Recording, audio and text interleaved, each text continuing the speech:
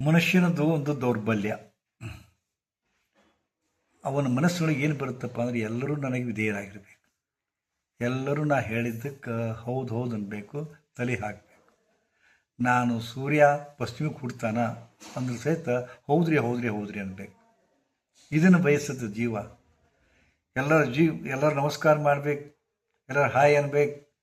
ಒಳಗೆ ಒಳಗೆ ಉಗ್ತದೆ, ಅಹಂಕಾರ ಉಗ್ತದೆ, ದರ್ಪ ಹೋಗ್ತದೆ. ಹೌದಾ? ಸೊ ಖುಷಿ ಅನಿಸ್ತದೆ, ಏನೋ ಒಂದು ಖುಷಿ. ಹೌದಾ? ವಿಶೇಷವಾಗಿ ಅಧಿಕಾರಿಗಳು, ರಾಜಕಾರಣಿಗಳು ಎಷ್ಟು ಮಂದಿ ಸಲಾಮ್ ಹೊಡಿತಾರೆ.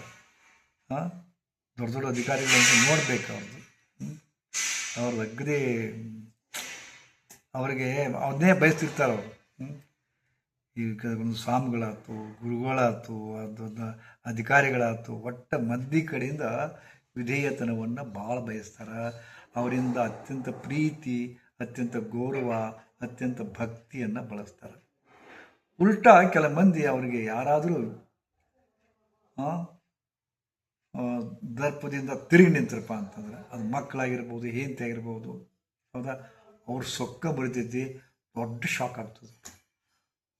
ಸುಮ್ಮನೆ ಸಹಜವಾಗಿ ಸಹನೆಯಿಂದ ಅವನ ಪ್ರತಿಯೊಂದು ಮಾತನ್ನು ಕೇಳ್ತಕ್ಕಂಥ ಹೆಂಡತಿ ಗಂಡನಿಗೆ ಒಂದೇ ಒಂದು ದಿವಸ ಸ್ವಲ್ಪ ಬಿರುಸು ಮಾತಾಡಲಿ, ಅಥವಾ ಆಗೋದಿಲ್ಲ ಅನ್ನಲಿ, ಅಥವಾ ಸ್ವಲ್ಪ ಅವಿಧೇಯತನ ತೋರಲಿ, ಇವನು ಶಾಕ್ ಆಗಿಬಿಡುತ್ತೆ. ಬ್ರಹ್ಮಾಂಡ ಕೋಪ ಬರ್ತದೆ. ಅದು ಮಕ್ಕಳಾಗಿರ್ಬೋದು, ಹೆಂಡತಿ ಆಗಿರ್ಬೋದು, ಸಸಿ ಆಗಿರ್ಬೋದು, ಅತ್ತೆ ಆಗಿರ್ಬೋದು, ಯಾರೇ ಆಗಿರ್ಬೋದು. ಹೌದಾ? ಸೊ ಇಂಥ ಪ್ರಾಬ್ಲಮನ್ನು ತೊಗೊಂಬರ್ತಾರೆ. ಗುರುಗಳ 4 ಜನ ಮಕ್ಕಳಿದಾರ, ಒಬ್ಬರು ನನ್ನ ಮಾತು ಕೇಳಿದ್ರಿ, ನಮಗೆ ತಿಳಿದದ್ದು ತಾವು ಮಾಡ್ತಾವ್ರಿ.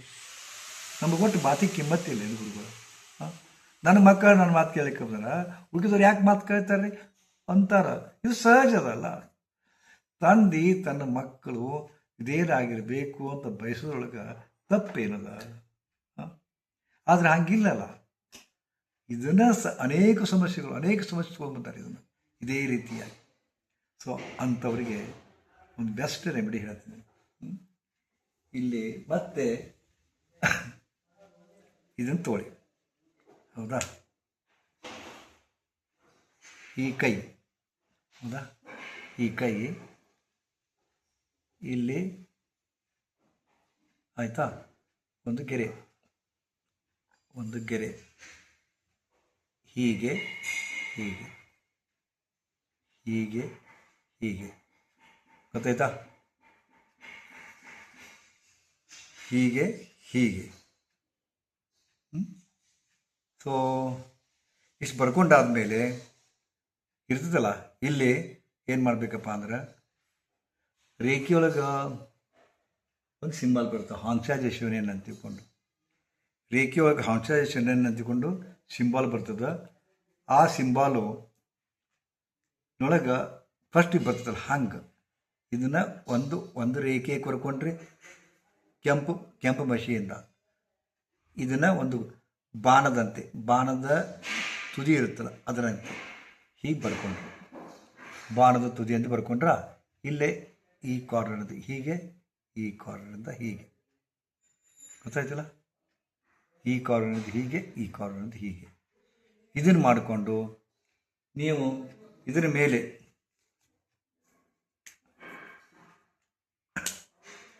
ಮೇಲೆ ಸ್ವಲ್ಪ ಜೇನುತುಪ್ಪ, ಸ್ವಲ್ಪ ಸಕ್ಕರೆ, ಜೇನುತುಪ್ಪ, ಸಕ್ಕರೆ, ಸಾಧ್ಯವಾದರೆ ದೈವಿಕ ಚೂರ್ಣ ಇದ್ದರೆ ಭಾಳ ಬೆಸ್ಟ್. ಜೇನುತುಪ್ಪ, ಸಕ್ಕರೆ, ದೈವಿಕ ಚೂರ್ಣ ಹಾಕಿ ಪಾಸಿಟಿವ್ ಅಂದರೆ ಏನೋ ಆ್ಯಂಟಿ ಕ್ಲಾಕ್ ವೈಸ್ ಹೀಗೆ ತಿಕ್ಕಬೇಕು. ಅವರ ಹೆಸರನ್ನು ಹೇಳ್ತಾ, ನೀವು ನನಗೆ ಧೈರ್ಯರಾಗಿದ್ದೀರಿ. ಪಿಸು ನುಡಿಯೊಳಗೆ ಹೇಳಬೇಕು, ಮಗನೇ ನೀನು ನನಗೆ ವಿಧೇಯರಾಗಿದ್ದೀನಿ, ಮಕ್ಕಳೇ ನೀವೆಲ್ಲರೂ ನನಗೆ ವಿಧೇಯರಾಗಿದ್ದೀರಿ, ಮಕ್ಕಳೇ ನೀವೆಲ್ಲರೂ ನನಗೆ ವಿಧೇಯರಾಗಿದ್ದೀರಿ 11 ಸಲ ಹೇಳಬೇಕು ದಿನ.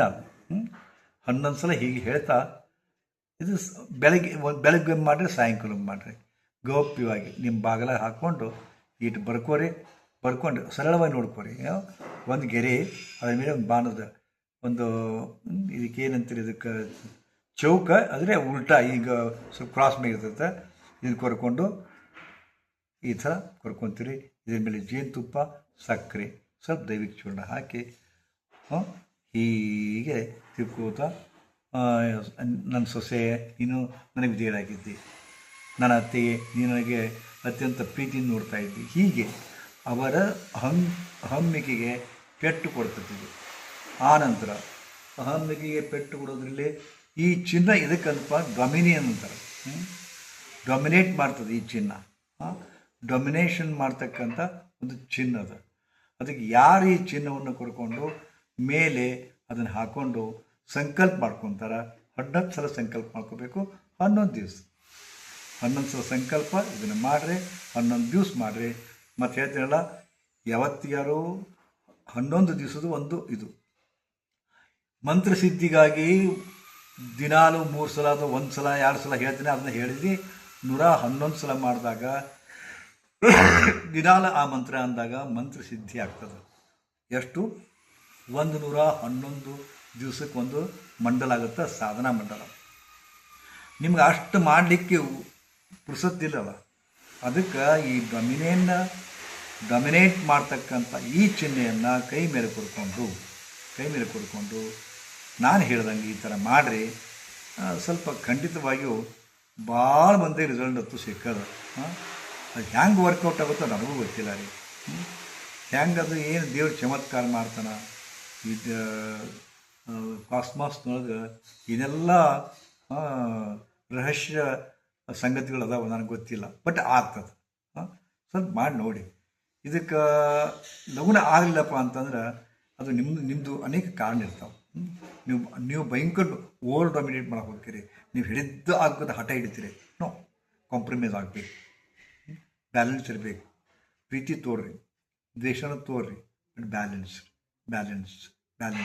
ಅವರಿಗೆ ಏನು ಅವ್ರಿಗೆ ಕನ್ಫರ್ಮ್ ಮಾಡಿರಿ, ನಾನು ನಿನ್ನ ಪ್ರೀತಿ ಮಾಡ್ತೀನಿ, ದ್ವೇಷ ಇಲ್ಲ ಅಂತಕ್ಕಂದ್ರೆ ಬಿಂಬಿಸ್ರಿ ಮಾತಿನೊಳಗೆ. ಅಷ್ಟು ಮಾಡಿ ಇದನ್ನು ಮಾಡಿರಿ.